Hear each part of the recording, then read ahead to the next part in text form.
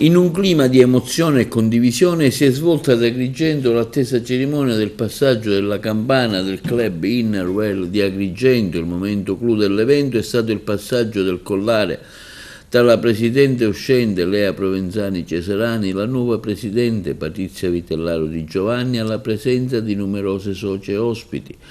All'importante appuntamento hanno preso parte anche le autorità distrettuali dell'Inner Well, nonché rappresentanti del Rotary, Rotaract e Interact, a testimonianza del legame tra i diversi club service del territorio.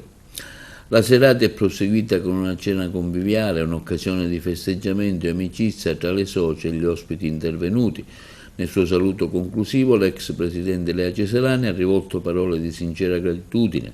Carissime socie, eccoci alla fine del fantastico biennio insieme. Il mio grazie affettuoso e sincero a ognuno di voi, amiche socie, per la fiducia smisurata, per il sostegno e l'incoraggiamento. Il nostro club, che ha appena 4 anni, è oggi una realtà riconoscibile e stimata. Senza di voi tutto questo non sarebbe stato possibile.